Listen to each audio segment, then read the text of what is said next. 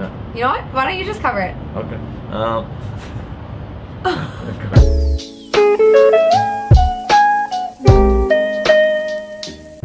What's up, legends? What's up, legends? Beautiful day in Vancouver, so we decided to take the vlog outside today. Vlog. I said vlog.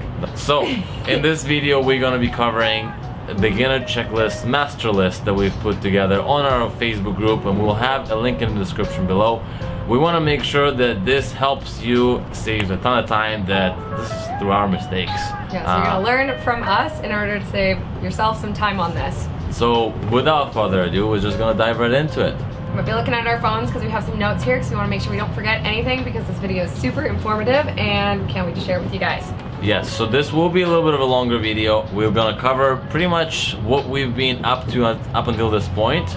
So at the moment, we just put our deposit 30% to our supplier to start production, and our expected launch is around mid-July. And in the meantime, we decided it would be a good idea to make a big list for you guys so that you can follow along and kind of see every step, so you can check in if you're confused about something, if you are not sure about something, you just want to clarify some steps that you are at. And if you like what we're doing here, make sure to subscribe. And like this video, please, because it really helps. We're gonna start off. Number one is setting your budget. So we recommend that you have at least like minimum $2,000 US ready to invest in this business. Some people say less, but honestly, that's probably just to be able to get the money to be able to start FBA. So whether or not you are just doing other things in order to have this money to invest. Since we're doing this together, we have a bit more, which I think is gonna help us. Yeah, it's a little bit easier for sure. I mean, if you do have a partner and you go halvesies on that, that's awesome. One thing you need to understand is that there are people out there that say you can start with $100, $500. For the most part, yeah, you can, but what they really mean is that this is the way to make the money up to the $2,000 to $3,000, and at that point, that's when you start FBA. So it's not necessarily the same concept here. They're talking about maybe flipping some stuff on Craigslist, on eBay, or whatever. So we're gonna scratch that out. Assume you already have the $2,000 to $3,000 to invest into starting a business. So Teresa right now is gonna just cover a quick example that's in our actual list that we have as well, of what it looks like if you were to go with a $2,000 investment to start with, and those are bare minimum numbers. Say your unit or your product costs $1, so minimum, I'd say don't order less than 1,000 units. So you're at $1,000 right there because you got a $1 product and you're ordering 1,000 of them. Now shipping, depending on what kind of shipping you do and how big your item is and how much it weighs, that's probably going to cost you roughly $400 to $600. And this is all in US dollars, by the way. And just to make sure that you understand that different shipping terms like FOB, DDP, they mean different things, and you need to understand those. But once you have agreed on a shipping term with your supplier, they have different rates. So Teresa said 400 to 600. It could be less, could be more. Really depends on the product, really depends on the shipping terms you guys agreed on. With samples, expect to pay probably $100 to $200. Now, hopefully your supplier will actually take that money off of your big order. I mean, you are always responsible for shipping. You're gonna pay for the sample right off the bat, and hopefully your supplier will actually take that off your order total. So there's also FBA tools. So what I mean by that is really like, whether it's Viral Launch, Jungle Scout, there might be some tools you want like for keyword optimization. So just general list of different tools that you might come across, like that you might want to use for the business. Just rough estimate for the beginning, it can be anywhere from $50 to $200. Some of them could also be monthly too. For example, Viral Launch, I believe right now is about $40 a month. Jungle Scout, I'm not entirely sure, but I think it's $30 a month. So each of them have monthly payments too. So if we look long term, could be up to $200 for the first couple months right away. The next one is logo design, and it really depends on who you hire. You could hire someone for $5, or you could hire someone for $500. We're going to cover that a little bit more in one of those later steps. Also the logo mold, which is the actual logo that's going to go on your product, and that's probably about $50 to $60, I'd say. Depending on your supplier too. I mean, the supplier that we have, they charge us $56 for the logo molding. Now, make sure you are happy with that molding, because if you need to make any changes, they're gonna charge you again. And we made that mistake, so this video is for the purpose of you not making the mistakes that we did. So don't do that. Amazon fees. Now, right off the bat, if you start a professional Amazon account, you're paying $40 a month for Amazon account. every single month. So make sure you prepare for that. If you're not starting right away with inventory, go for the individual account. I believe you only pay when you make a sale. In that case, it'll be a free account until you get your inventory. Unexpected fees, that's just something that it's inevitable. You know that things are going to come up no matter how many times you ask your supplier, no matter how many times you ask other people for Amazon. So we put aside about $200 for all those unexpected fees. Yeah, and hopefully that'll cover most of the unexpected fees. All right, so the next section is quite an important one actually, and you can almost call it step number one as well. Product research. Before you even get into the whole FBA business, to set your budget, to know the full expectations of your business, it kind of relies on your product. And product research is probably the longest part, the most painful one. But once you find that product, that's when things get exciting. Exactly. This is where a lot of people actually just give up, stop, because they get mad, they can't find a profitable product, and you just gotta stick with it. Yeah, like finding a product, if you think it's gonna take you a week and you're gonna find something, you're probably gonna be wrong. So in our list here, we have a couple notes here for you guys. So number one is you wanna have one of the programs installed. So Viral Launch, Jungle Scout, or whichever one that you're familiar with or reviewed online and saw people talking about. If you decide to use one of those programs, we personally use Viral Launch. We find it really working for us. Learn how to use it and analyze the data for it. You need to be able to read the information correctly because that will help you a lot to make the right product. Rule of thumb, your first 3 products that you jump on and think they're gonna be the next $1 million product, probably not gonna happen. No. The reason that I say that is because you get excited, you find your product, you think this is it, nobody else thought of it, but you'll be surprised to find out that the numbers are not that great when you actually start researching it. You're gonna be seeing the numbers that the supplier is gonna provide to you, which is gonna cost a lot more than you hoped for. Next thing you know, your initial investment is gonna be very large, the product is not even that great, and you just wasted a lot of time getting excited. And we actually have done that mistake too. Our first product that we fell in love with almost was like $6 to $7 per unit. We had to get 1,000 units right away, so that means $7,000. And that's a lot of money. And that's just for the product, let alone shipping, let alone the fees and so on. So we're looking, if we were to do that product when we first got excited, it was about 10 grand to just start. And it's not what we wanted to invest originally, so. That too, but the main thing is when we started looking at the numbers, really, it wasn't even that great. Like on average, the numbers that we saw there were maybe 20% of what we expect to do right now. You want to study your competition 100%. That goes kind of with the product research. You want to see what kind of numbers they're doing because essentially, in order to be competitive, you're going to have to beat their numbers. So that being said, one of the main things when you find a product and you look at the competitors, you need to see how many products they give away, how many products they sell every single day. Because when you launch and you do a giveaway, you gotta match, if not beat, their daily sales by doing your giveaways. So you're gonna be giving away all those products in order just to rank to the first or second page. Yes, so that means that if, for example, they do 15 units per day, and you want to give away 15 units per day as well, then you have to check how big is your inventory first of all. If you ordered 500 or 1,000, you got to take that into account because you don't want to run out. The other thing is, if you have to give away 30 products per day, can you even afford that? Because that's a lot of money you just literally giving away for free with the hope that this is going to be a good product. So another step in product research is when you have a product and you've done all your research and you think it's going to be good, you want to check for patents because the last thing you want to do is when you launch your product is you don't want to get sued. Step number 3 is Alibaba Suppliers. So Alibaba, hopefully you know what that is by this point, is essentially where you're going to start messaging and you're going to start finding a supplier for your product that you have picked. So you are going to start looking for suppliers. You're going to want to make sure you check the trade assurance boxes and the gold supplier boxes. I mean, you don't have to, but essentially that's the only people that we want to deal with, so that's... I mean, why would you want to deal with anyone that doesn't have trade assurance and gold supplier? I mean, if they don't have that, that means they haven't been approved or haven't been inspected by Alibaba staff. And to me, that's like, I'd rather deal with the certified people, with the ones that are trusted, because then I can weave out all the potential scammers out there. Nobody wants that and nobody has time for that. So after you've done that, you're going to message as many as you can, maybe 8 to 10. I think that's what we did, probably more actually. And we messaged quite a few, like, because we wanted results really quick. I mean, we started with like 10-15 messages, copy paste for the most part. The only thing is, if you look at our template that we included in our link, you will see that you have to fill in some information in there. Some of the information that you have to custom copy paste, so that is more personalized to that supplier. So you'll copy their maybe listing or whatnot. The other thing I want you to notice in the template is it says sales associate rather than owner.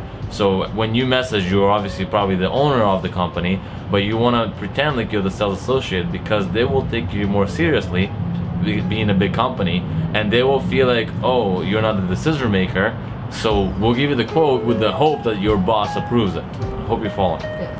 It's a little bit weird, but it works. So you are messaging your suppliers and you want to narrow it down to the top 3 suppliers. So once you narrowed your top 3 suppliers, you message them all, and you're starting some sort of communication, what you need to understand is that the people that work at 1688, those are the actual manufacturers, and the suppliers on Alibaba are the middleman that exports it to us here in the US, Canada, and so on. So the reason I'm telling you this 1688.com is because you want to have negotiation power. On 1688, everything is going to be a lot cheaper because this is coming directly from the manufacturer. So when you are talking numbers when you're with your new supplier, you know if they're actually BSing you or not about their rates. And the minute you mention 1688, you'll be surprised how quickly the numbers drop. Getting samples. So you found your supplier and everything looks good, so you want a sample. Now, one mistake that we made is we put a logo on our sample. Do not do that because when you want to change it later, you're going to end up paying more money. So essentially with the sample, you just want to get that sent to you so you can check the quality and make sure it's what you like. And if not, you may contact the supplier and they can change it, or you may have to go to one of your other 2 suppliers that were in your top 3. What we should have done, instead of slapping a logo right away on our sample, is get another supplier to send us another sample. Because now we could have had 2 different suppliers sending us the samples. We would have seen whatever they have in their stock already. I don't care about the color, I don't care about necessarily if it's custom to our needs, but at least we would have felt the material or the size or whatever it is, and we would have known that this is the person we want to work with based on how fast they shipped it, the communication, and obviously the quality as well. When you are talking to your supplier, make sure at the end of the day you are both on the same page and you were just very, very clear about your expectations. The last thing you want is to wait for 2-3 weeks for a sample, and it comes and you're like, this is not at all what I wanted, and now you just wasted another 3 weeks, and now you're gonna have to waste another 3 weeks after talking to your supplier again and being like, no, this isn't what I said, this isn't what I wanted, and there was just a miscommunication of some sort. So make sure that you are crystal clear, that you guys are both on the same page, everyone understands what you want, maybe ask to see a page or see it in writing to ensure that they understand and you are happy. Guys, this is coming from somewhere, obviously. We've actually went through this with our supplier. We'll say what we want, the color that we want, the right weight that we wanted it, and next thing you know, we receive it, and it's like, that's not what we asked for, and we have to go back and forth, and she claimed that she said it, and I'm like, look, I know that I didn't say that, and I have it in writing, and here's the copy-paste message. And bottom line is, have the quote, be on the same page, ask 2-3 times if needed, make sure they confirm it in different words, whatever way, and right before they send the sample, ask one more time, just in case. Just to clarify. Right? Brand yourself. Brand yourself. Yeah. Brand yourself. Okay. God. This is my area of expertise because I do have another business doing graphic design and branding for my clients, but I'm gonna try to be as neutral and as least biased as I can here. Research your product name, the brand name that you're coming up with, because you want to ensure that nobody's using it. That's the obvious part, but more so you want to check for trademarks. You might not be able to find a brand name right away on Google, but if you really dig through, you might find a trademark that somebody is already using that name. So be very careful. You don't want to go ahead with logos and branding and so on and then get sued later for trademark infringement. Don't cheap out when it comes to getting your logo done. Now, yes, I do graphic design for a living right now, so I will tell you this from experience. A lot of clients come to me with logos, they're just horrible. They got it done on Fiverr, maybe Upwork or other freelance sites, or maybe they hired somebody off Craigslist for very cheap and they were hoping that, hey, it's just a quick logo, you can sketch it really quick, but that's not the case. A logo is something that you have to put time and figure out the concept to make it look really good, and the concept can take 5 minutes or it can take 5 hours or 5 days. You never know it depending on the artist, But what's important is that representing your brand, and is this something you want to stick with for the rest of the business plan? So don't cheap out, because essentially when people think your brand, they're going to think this logo is going to be the face of your company. So just really, it's worth it to spend the extra money and get something that you're super happy with and that you love and you're going to be able to stick with for essentially the longevity of your brand. Right, so like the logo is something that people recognize your brand by. So you want them to not just like your product, but also like your brand. And more so, the worst part is if you stick with the kind of like horrible branding, and then you notice that your sales are not going up. It could be one of the reasons, and then you figure out, hey, maybe I should change my logo. You already have your inventory on Amazon, you have all the products with the molding done on it, everything is ready to go, and now you have to change it all again because now you finally realize that it might be a good idea. So let alone you're gonna pay for a new logo to be done, you're also gonna have to repackage, relabel, and remodel everything from the beginning. That's gonna waste a lot of time and a lot of money, and nobody wants that. Now we're not talking from experience in that part because I've taken care of that area for us, which is good, but I am talking from experience with my clients. I've seen it happen over and over again, and they end up spending a lot of time and effort to recreate everything. And when I say everything, I mean the pictures they have on their website. I'm talking about the product labels they have, maybe the sticker they put on the car, like everything has to be redone. If you guys do want to see some samples of my work for my web design company, feel free to check out the link below, or you can shoot me an email directly. Setting up the listing. So the obvious parts of a good listing is having good photos, description, title, and so on. I'm sure by this point, if you looked at any videos, a lot of people talk about that. Now, when I say good photos, good description, and so on, you want to look at all your competitors, and you want to kind of be in the perception of the customers that you have, and kind of looking through their eyes and see, would you buy the product from yourself? Your photos have to stand out. They have to be 120 times better than any of your competitors. So if that means you have to Photoshop the photos at dimensions, heights, measurements, whatever it is, then it will definitely help to stand out compared to your competition. You want to put yourself in the consumer's shoes, and if you're not super visually attracted to your ad and everything is there, then you should probably work on it a little bit more.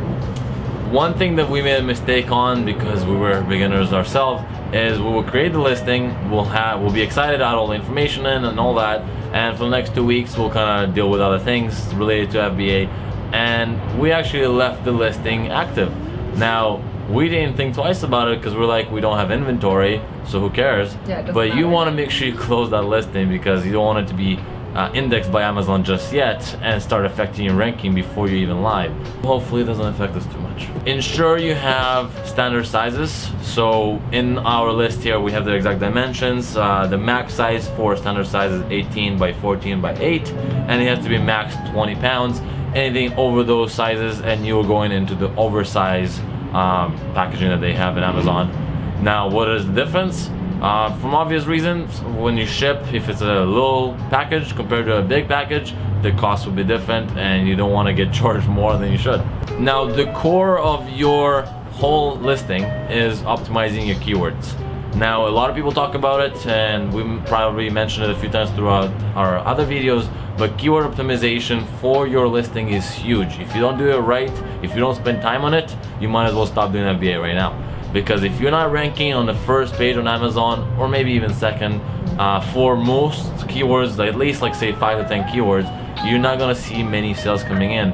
Now, yes, we're not speaking from experience yet because we haven't sold on Amazon a lot, but what we can say is, from my business doing web design, I do SEO, and ranking on Google is huge. When you rank higher on Google, you get more people coming to you and you get more business out of it. It's really the same concept for Amazon, the exact same structure. Exactly. You want to rank, and the higher you rank, the better you're going to do. So you're going to want to do everything in your power to be able to rank higher. Now, we just did a report for our keywords, and we started optimizing our ad, and it's really a very helpful tool that we're using called WordTree. We're going to have our link in the description below. Feel free to use it. Help us feed ourselves while we do FBA. Deposit. So the deposit part, point number 7. That's 8. I can't hold my phone. 7. Point number 7. Something that you're gonna get to when you have your product research done. You're gonna have your listing set up and so on, but putting a deposit to your supplier, that's the day that you're making them very happy, because now they can go and tell their boss they made a sale. And they're getting paid. That's right. So again, like we covered earlier, make sure that they have trade assurance set up, the gold supplier and so on. You in general want to trust them, you want to have a good gut feeling about them. I would assume by this point, getting to the deposit portion, you've already looked at the samples and you're pretty happy with them. So putting the deposit down, you got to ensure that they're not misleading you into sending them a wire transfer or anything that puts kind of a red flag in your eyes. Trust your gut feeling. But I was just gonna say that. I was literally just gonna be like, trust your gut. Wow. Great minds think alike. Wow. Wow. This That's is, cool. This is nice. This is okay. nice. We did not rehearse this at all either. Yeah, that wasn't actually rehearsed. So, I'm very proud of ourselves. Trade assurance, if your supplier adds that into the quote themselves and you're ready to pay, that's great. If they don't and you ask them and for whatever reason they don't want to add it on, I will find it a little bit weird. PayPal should be totally fine to pay through it because you have a lot of protection through PayPal. Any other method I'll be careful with. Make sure you and your supplier both agree on the shipping terms. So you might do FOB or DDP. FOB is essentially where they have your shipment at their warehouse in China and they send it to the port in the US where it is then picked up by someone that you hire, like a freight forwarder, and the freight forwarder brings it from the port to Amazon warehouse. DDP is essentially where your supplier actually handles everything, so it goes right from their warehouse in wherever they are to the warehouse or the Amazon warehouse, sorry. Yeah, and you'll have the address when you're creating the labels on the listing, so you'll know what address to give to them right away. You want to make sure that if the overall package size is under 275 kilograms, then you might as well just do DDP. It's the easy, headache-free, and just get them. It's gonna cost you a little bit more money with the supplier to ship directly to Amazon, yes, but it's probably gonna cost you less than hiring a freight forwarder for no reason. If it's over 275 kilograms, then yes, hire a freight forwarder. They'll do the logistics for you. They'll take care of you and headache-free. We recommend Jimmy. He's been recommended to us before, and he's doing really well for himself with his company. Good guy. Well, he's on our Facebook group, so you can find him there and message him, and he'll be happy to help. Yeah. Or just message us, and we'll be happy to connect you with him. Yeah. So the deposit amount, some people ask that in our group as well. 30% is the standard for the most part, depending on your agreement with your supplier. I would be careful if they ask for more. I mean, I will go as much as 40 if they really want to, but anywhere between 20 and 40 would be a safe zone for me. Yeah, where we probably wouldn't suggest going higher than that. Yeah, because why do they need more than that anyways? Like it's not like they have to. It's not like they don't trust at this point that you're gonna keep paying, right? So getting the labels, we mentioned briefly at the beginning. Once you're creating your listing and you go through, really?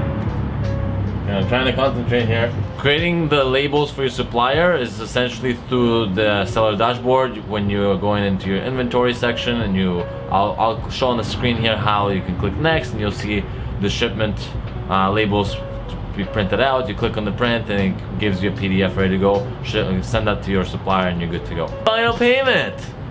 So we haven't actually reached that point just yet, but essentially what that means is the supplier is going to be happy to receive their full payment after the deposit is made. They completed all the production, and now they want to be able to eat again.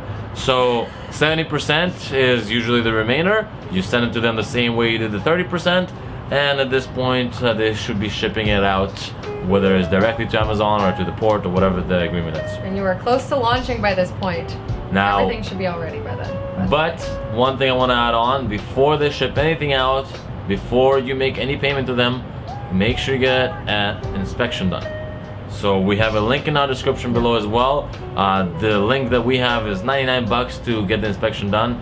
I don't understand why anyone wouldn't do this. Don't skip this step. The last thing that you want is, you're trying to cheap out or something and you skip this step, and then you find out later you get all these bad reviews and you have a crappy product and you just spent all this money, and well, you're kind of screwed by that point. The way I look at it is, hopefully maybe 5 or 10 of your units that will be sold will cover the inspection.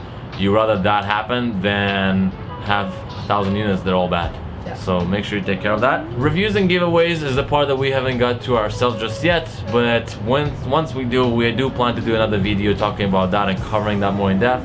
Our plan strategy is gonna be just getting an audience, getting everyone excited, do pre-orders, and potentially do another source outside of Amazon as well, just to get a larger audience. This concludes this video, and we've covered pretty much everything that we've gone through up to this point. So make sure you like this video and subscribe to our channel so that you don't miss any future videos. The document that we covered is actually posted in our Facebook group, which we'll be updating it at least once a week or so as we have progress, yeah, or if we have any new information. Feel free to add your comments right down below or in our Facebook group. We'll be happy to add anything to the document that we missed. It helps every beginner out there. You know how you were when you were starting. It would be nice if somebody gave you a big document like that. Yeah. So let's help the rest of us.